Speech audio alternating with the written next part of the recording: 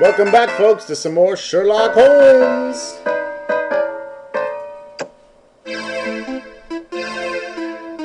Let's talk to this Shirley-looking fellow over here.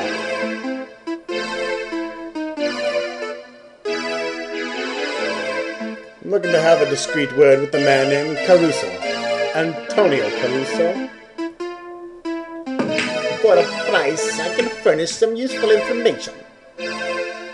Get in and I'll set you to the rights. You drive a hard bargain, sir. I hope your information has value. That's a smart chap. What I know is that you should talk to Nobby, the bloke that's wearing the billycock on his head. He'll be the one to tell you what you want to know.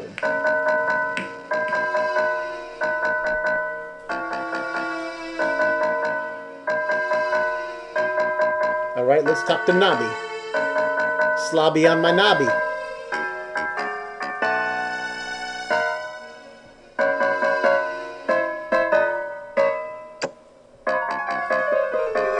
told that when a man named Antonio Caruso plays here, he dominates the tables. Is that true? If you want to know about it, man, say so. I'll tell you all I know for a price. Say a sovereign. That's a bit strong, but I'm in a hurry. Here you are.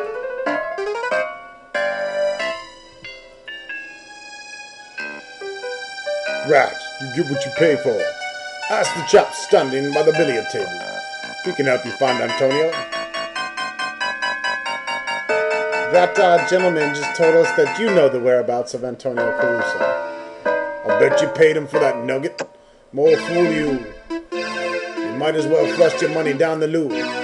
Never been to Antonio's house. Now you paid us both. And what do you have to show for it? I know where Antonio lives, but I'm not going to tell you. I don't grass on my friends, especially the coppers, and toffee-nosed gits like you.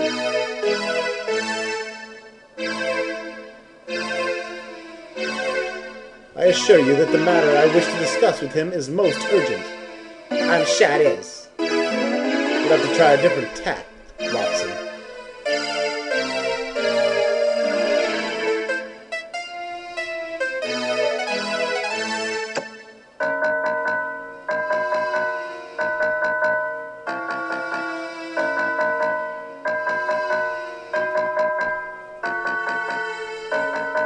The man in the yellow coat seems a remarkable character. Is he married? Indeed, sir. To Peg O'Shea. A real beauty around these parts. Dark hair and violet eyes. The whole family's black Irish, as they say, with temperaments to match. Jock's out of the house quite a bit on account of them.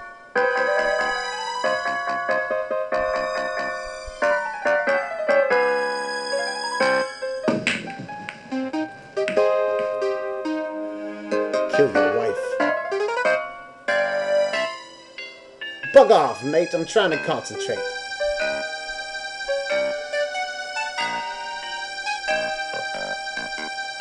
Look here, mate. You're gonna have to wait till I'm done.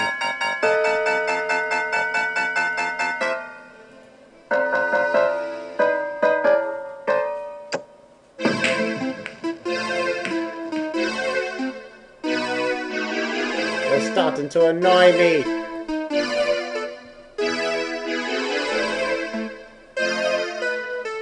Sir, I require a moment of your time. Now! I thought I told you. Perhaps your wife and her brothers should be informed that you're keeping company with tall, red-headed stage actresses who wear Poire de Ville perfume. For the love of Mike, keep quiet. You've been spying on me. Not at all. The evidence is all over your person. A strand of long red hair on your jacket, a particular brand of powder on your collar, the unmistakable scent of Poire de Ville. All right, enough. Can we keep this between ourselves? Indeed, I have no wish to discombobulate your domestic arrangements. I simply must know where Antonio Caruso lives. I bear him no ill will.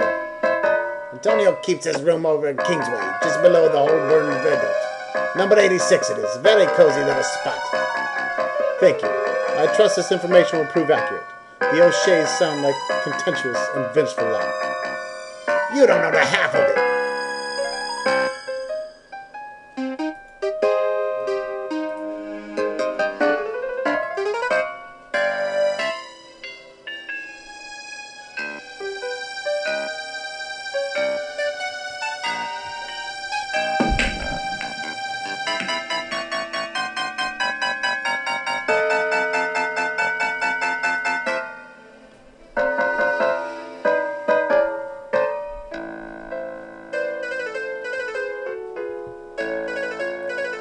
for Antonio Caruso's flat.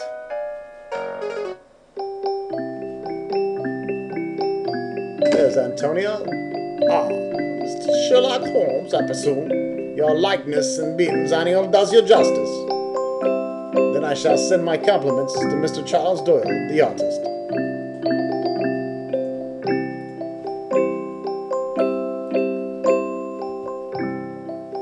Mr. Caruso, we are investigating the murder. Of course, you're investigating Sal's death, tragic event. But I must tell you that I'm having trouble enough with your sister Anna.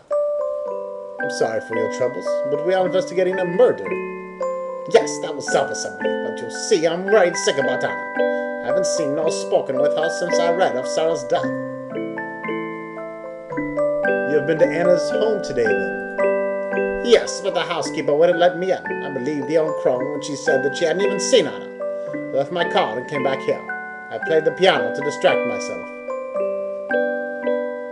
Would you be so kind as to tell us the address of Miss Carraway's current residence? It's on the good side of Bun Hill Road, number 25, just off Creswell Street. Not the best part of town, but Anna wanted a house in the grand style, and she got one. Do you have a key? No, but the housekeeper will most certainly be there. She always is there, cleaning and polishing and sweeping, and generally making a nuisance of herself. I warn you, however, that woman is as deaf as a post. Knock loudly and long.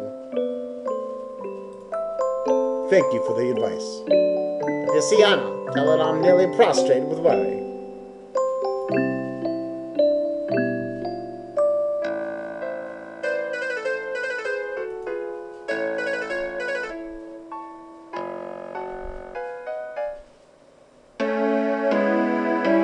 This case is more unexpected turns than a Cretan labyrinth.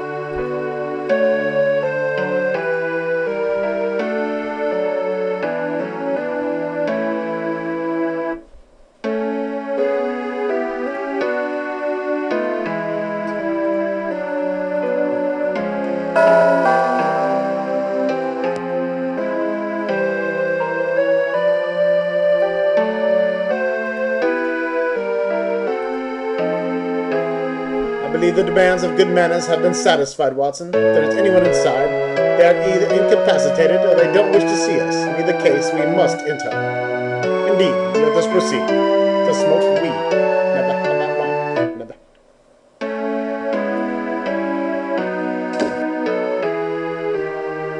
Watson, do your powers of deduction tell you about this house? Is it occupied or are we alone? No, the guessing is an anthem to you, Holmes, so if you don't mind, I'll reserve my opinion until I have some facts.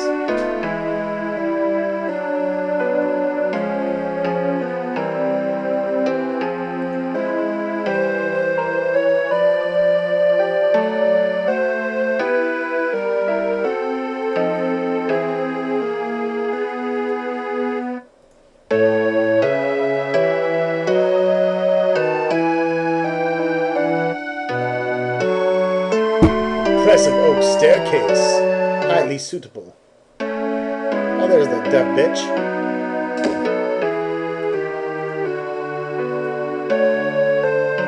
Ah, the housekeeper. Good day, madam.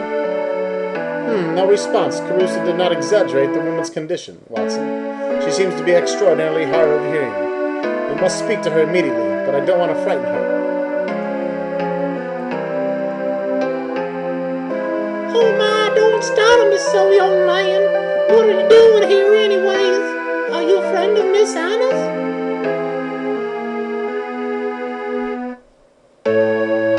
Excuse me, madam. I'm afraid we've knocked over a plant downstairs.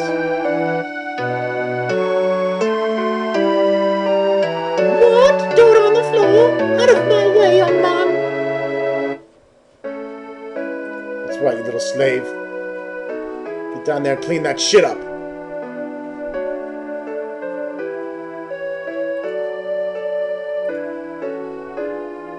How did I know that book was under that statue? 'Cause I'm good. That's how.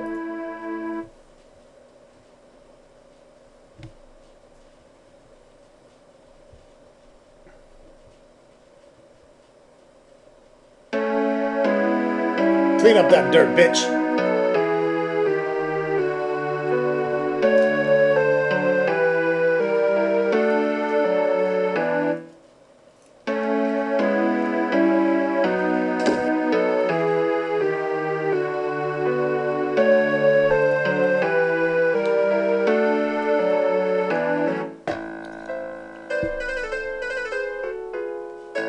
Now where to?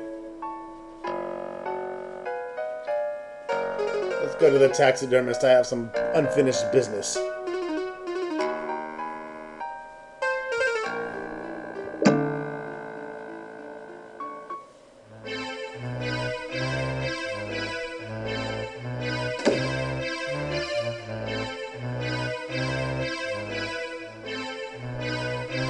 I got about a knife, fool. Let's check out this book we scalped. It appears to be Anne Carraway's diary. Private thoughts, feelings, and movements are recorded in a neat regular hand. The most recent entry is lengthy. In brief, it reveals that on learning of her sister's death, she hired some detectives, experts in the recovery of stolen property. She believed her sister's jewelry would be pawned by the killer. The jewelry itself was not particularly valuable, but the letter, whose value is beyond description, was concealed in the pendant. The entry ends with a chilling sentence. If they are not successful in recovering the pendant, I will be alone in the world. My poor sister dead, and my child lost to me forever.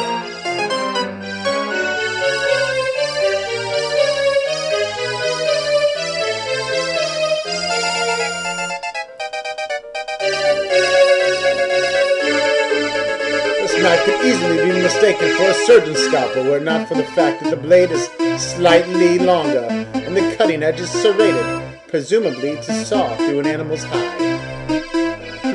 How interesting.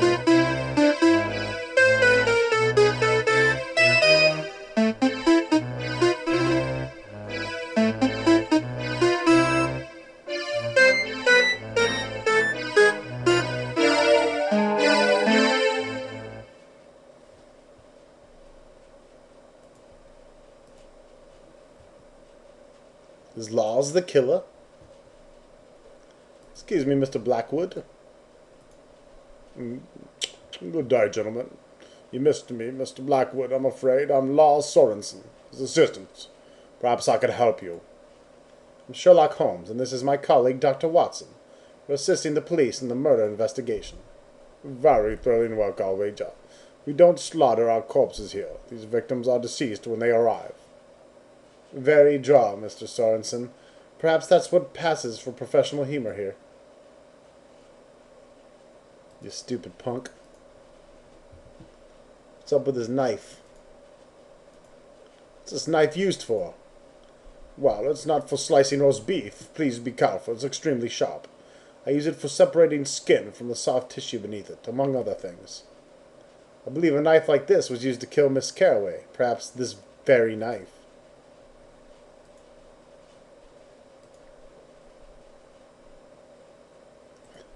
What was Mr. Blackwood's interest in Miss Sarah Carraway? I'm sure I don't know. I've never heard of the woman. Well, stop kicking me out of the conversation, you peckerneck. How does Mr. Blackwood spend his evenings? I've no idea. I'm his employee, not his guardian. And kicked out again. We will exhaust all options then.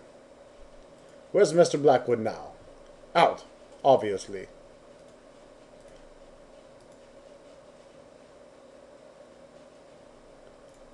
Your situation is serious, Mr. Sorensen. I'll see you charged as an accessory to murder if you don't assist me. It is urgent that I find Mr. Blackwood. No need to threaten me, Mr. Holmes. I'll tell you what I know. I overheard Blackwood make it an appointment to meet someone at the Surrey commercial docks. That's a huge area. Can't you be more specific? Sorry, that's all I know, except that knife there belongs to Blackwood.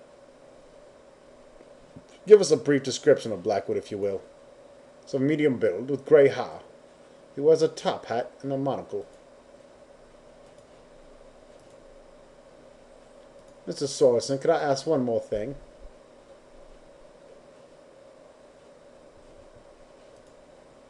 No, Mr. Holmes, I've told you everything I know. Now you must excuse me. I need to finish this gazelle before it rots. Alrighty then. Guess we're done here.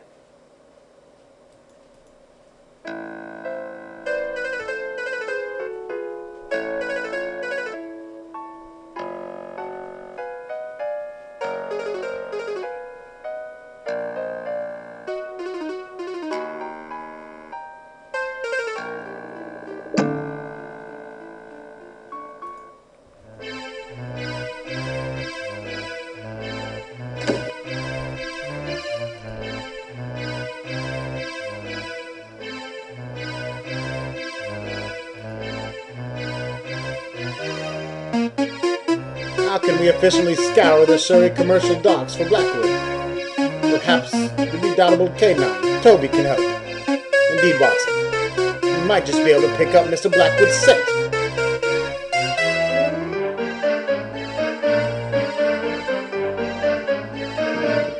We need to get old Toby.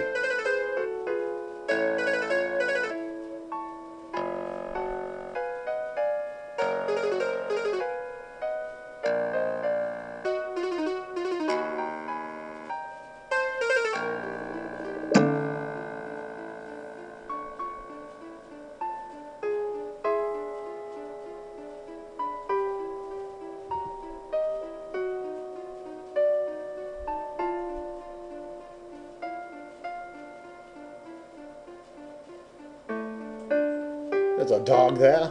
That must be it, old Sherman's.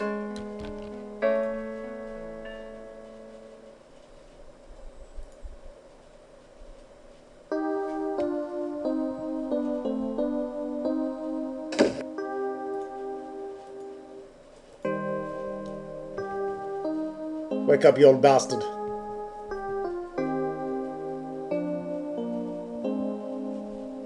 Greetings, Sherman. I trust I find you well. Oh, it's you, Sherlock. What a surprise. And you brought Dr. Watson. How nice. Hope you've paid your respect to the animals. They always like to see old friends. Regrettably, we are not on a social call. We have need of your treasure's extraordinary skill.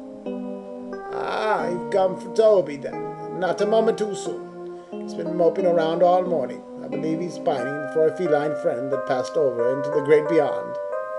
A good chase should be the ticket for lifting his spirits. I should like to borrow him then. Thank you, old friend. Of course, Sherlock. And here, you'll need this leash.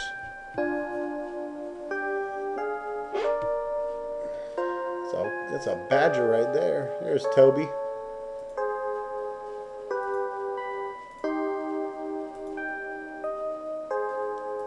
Use the leash on Toby.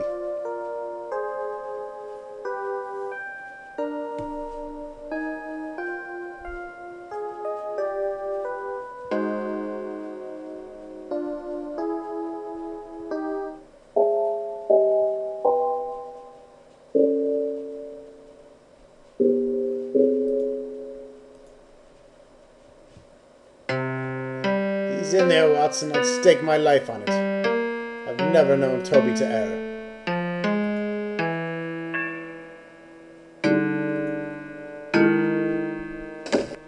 You open that damn shed door back up.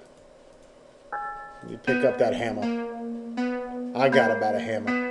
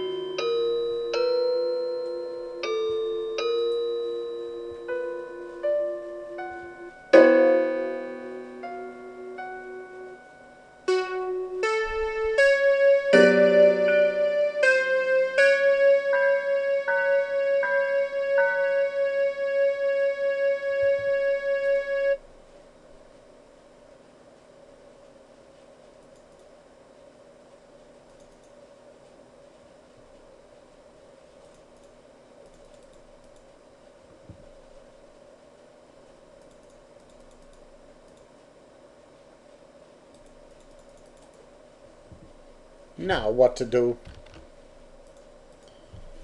Let's try using the pail on the Thames over here.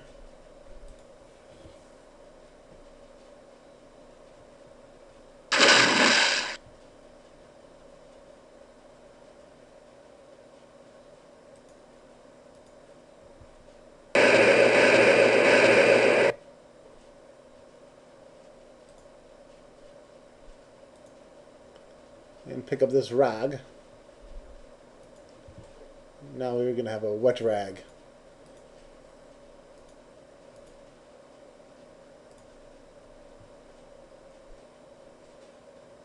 The rag is soaking wet.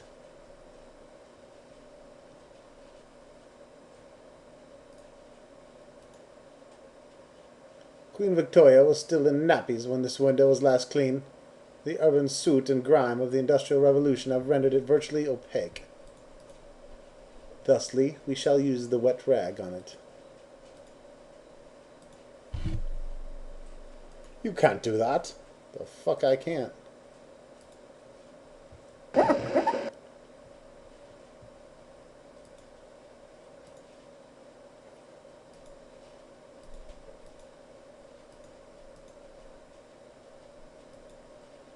Stacked barrels conceal part of the room. A plank has been propped up against the inside of the door to keep it shut. Further into the warehouse, two men are conferring. One of the men is wearing a top hat and matches Blackwood's description. He looks furtively around the warehouse. The other man examines a large pendant.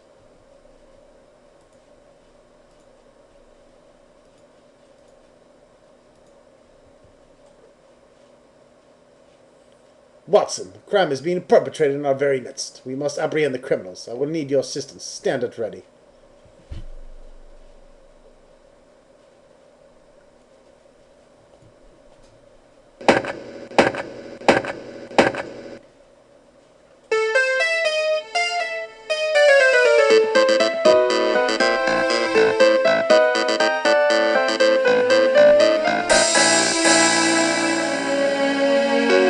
Got you, bitch.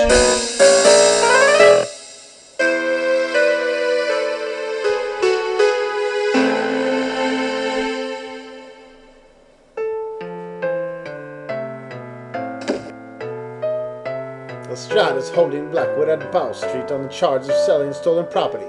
While he is interested in how Sarah Caraway's jewelry came into Blackwood's possession, he is not convinced that there is the grounds to issue a formal charge of murder yet. The man is stupid and lazy cur, Watson. I swear he will drive me to distraction. Does he expect that I should do all the work for him?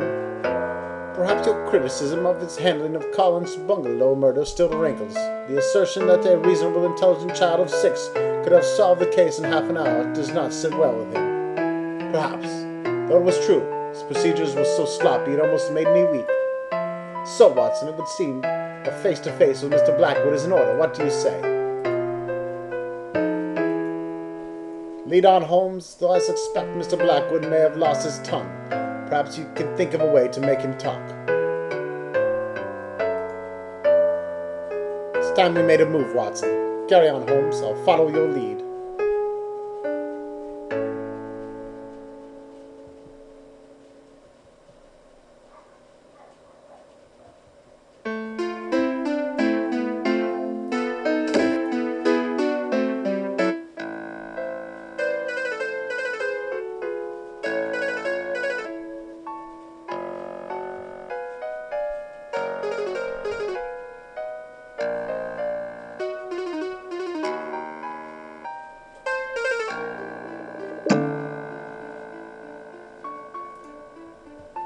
Off to Scotland Yard.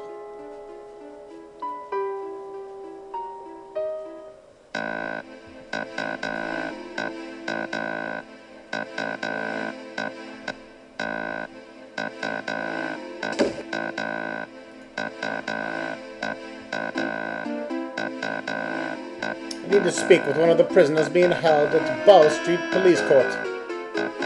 I can take care of that for you, Mr. Holmes. Show this to the guard stationed there, and you should have no trouble at all. Thank you, Sergeant.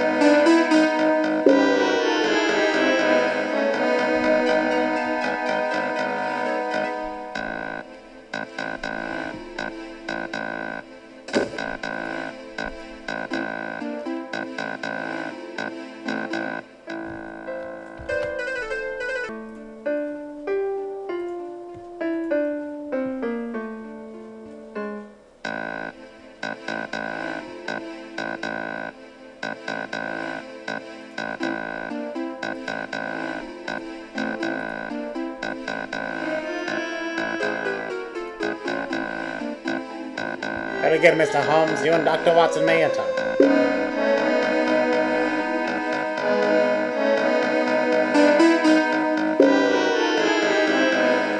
I have evidence that will put a rope around your neck before Christmas, Blackwood. Confess. Your reputation for subtlety is undeserved, Mr. Holmes. You can hardly threaten a man who's about to die. Never mind, the threat is bogus in any case. I've only been charged with stolen property. The stolen property charge is temporary expedient of Mr. Blackwood. Soon you'll be indicted for murder in the first degree. Now here's a friendly word. Once the English judicial system traps a capital criminal in its capacious maw, it chews on him like a piece of tough mutton. And after it breaks him down, it unceremoniously spits him out like a repulsive piece of gristle. Do you not wish to spare yourself that aggravation? Mr. Blackwood, your situation is precarious, to put mildly. Do you have anything to say to mitigate your crime? Anything that might save you from the hangman? Mr. Holmes, it was an accident, I swear. I didn't mean to kill that girl. I was hired to find a letter that she was supposed to be holding. What was in the letter? Haven't the foggiest. I never found it. I searched her digs in her dressing room. It came up empty. So I held it up outside the theater, figuring she had it on her. Blackwood, you murdered the woman. You merely wanted to rob her. I'm getting to that. She panicked, see? And I got overexcited. I sliced her to make her stop screaming. But it's my training, understand? I went for the carotid artery. She was dead in seconds. Then I tried to make something happen, so that the job wasn't a total loss. What a sordid story. Simple robbery turns into a heinous murder of a young woman. What could be worse? Since you asked, it turns out Sarah Caraway was the wrong girl. She's a redhead, you see. I was supposed to be looking for her sister, Anna Caraway, who's blonde. It's Anna who supposedly has the letter. How did you discover your error? Party that hired me, old gent. Very high tone. You know what I mean. He became very agitated when I described Sarah. After I told him she didn't have the letter and she was deceased, he yelled, "Sarah! You idiots, it's Miss Anne Caraway who has the letter." "I beg your pardon," says I, "but you never told me your Christian name. You just said her name was Caraway." The nerve of some people. I just left him standing there in St. James Park, fuming at the sky. Who is this gentleman? He said his name was Fitzroy. But I'm certain that's a lie. People lie to me when they need my services. It's a sad commentary on human nature, isn't it? Why did he hire you? I got a tiny reputation among the upper classes. I've done halfpenny strong-arm stuff, a touch of blackmail, and an odd bit of dealing goods, without the benefit of a sale receipt. But I never killed until now. It was an accident, I swear. Swear no more, Mr. Blackwood. Let the facts tell the tale. The murderous bastard.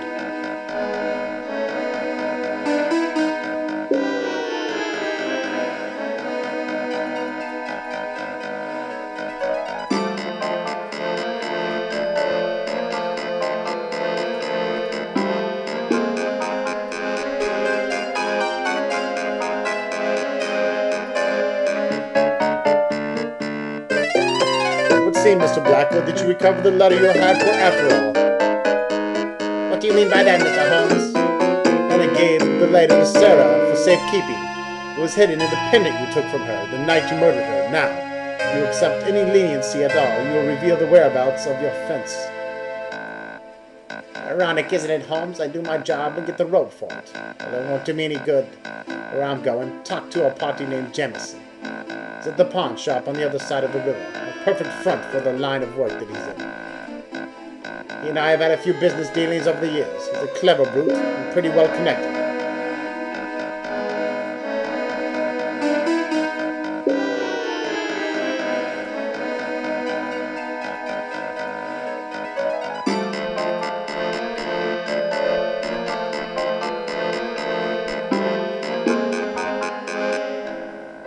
Alright, folks.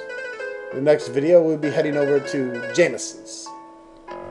Find out what the hell is going on here.